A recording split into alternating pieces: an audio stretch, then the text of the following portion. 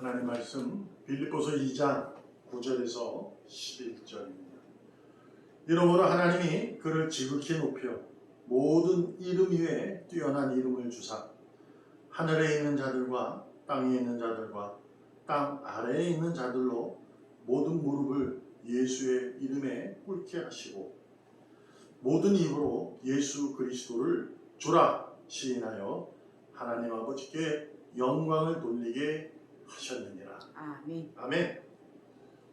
의인의 삶의 최고의 목적의 삶은 하나님을 영화롭게 하는 삶입니다.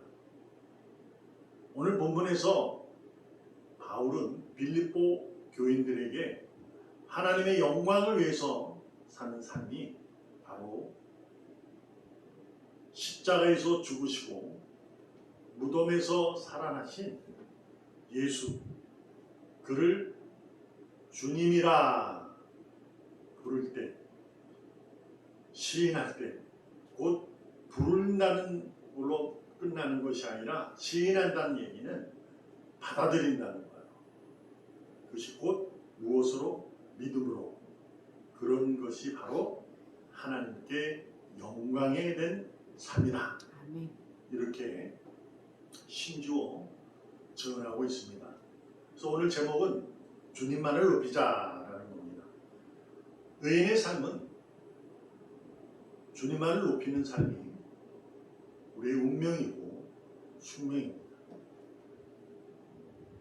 세상을 살아갈 때 이 모양 저 모양으로 여러 가지 높일 수 있는 상황들, 어떠한 사실들, 사건들이 있게 됩니다. 거기에는 나도 포함이 될 수 있고 많은 이들이, 유명한 이들이 포함될 수도 있습니다.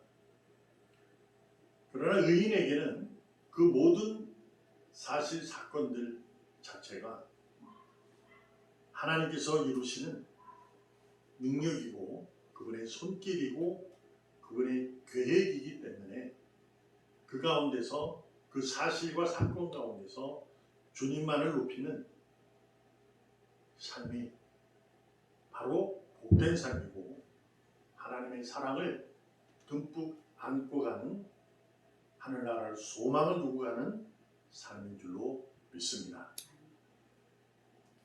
요한복음 12장 31절 32절에 보면 이제 이 세상에 대한 심판이 이르렀으니 이 세상의 임금이 쫓겨나리라. 내게 땅에서 들리면 모든 사람을 내게로 이끌겠노라 하시니. 사도 요한의 이 고백, 성령 충만한 모습의 이 고백이 바로 예수님이 죽으시고 다시 살아나시는 그 사실을 증언하고 있는 것입니다.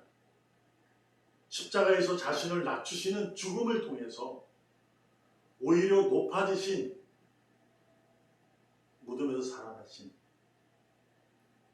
그 사실, 그 놀라운 하나님의 사랑의 역사, 이것을 증언하는 거죠. 더 놀라운 것은 모든 사람을 내게로 이끌게 것이다 라는 의미입니다. 그 말이 바로 이 본문의 말씀이 바로 오늘 빌립보 교인들에게 선언한 하늘에 있는 자들과 땅에 있는 자들과 땅 아래에 있는 모든 자들이 그의 무릎을 예수의 이름 앞에 꿇게 된다라는 것을 의미하는 것이죠. 이것은 바로 하나님의 사랑의 역사입니다. 주님만을 높이는 삶이 바로 이렇게 되는 것은 바로 오늘 사도 요한이 성령 충만하고 고백한 것처럼 성령님께서 우리의 삶을 주관하고 계시기 때문에 의인은 주님만을 높이는 삶을 살아가게 된다라는 것이죠.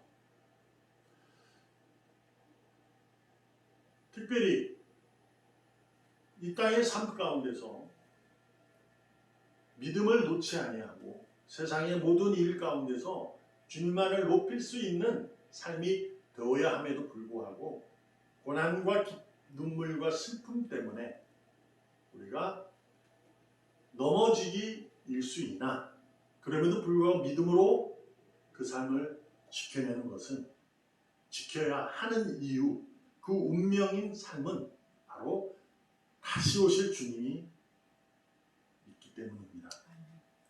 그 다시 올 주님만을 바라보고 그럼에도 불구하고 슬픔 속에 기쁨을 찾고 억울함 속에 감사함을 찾아가면서 주님만을 높이는 삶을 살게 되는 것이죠.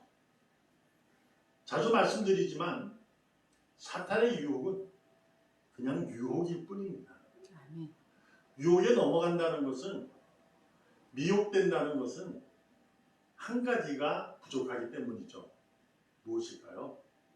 스스로에 대한 자신감, 자부심, 통틀어서 아마 자존감이라고 말할 수 있을 거예요. 자존감이 낮으면 유혹에 미혹됩니다. 그러나 스스로 자존감이 높으면 곧 스스로 나는 의인이다. 하나님의 사랑의 역사로 말미암아 다시 태어난 구원의 선물을 받은, 그래서 이 땅에서 복된 삶을 살아가는, 소망을 두고 살아가는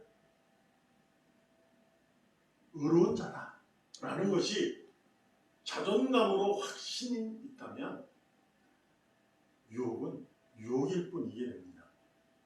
결국 유혹을 이기는 것은 자존감이겠죠. 근데 자존감은 어디서 생깁니까? 스스로 공부하고 어떻게 돼서 되어지는 것이 아니라 성령 충만의 역사입니다. 성령님께서 나를, 주님을 알게 하시고 그분을 가르침을 깨닫게 하신 역사로 이루어지는 것이니까요. 바울은 에베소서 교인들에게 5장 16절 18절 세월을 아끼라 때가 악하다.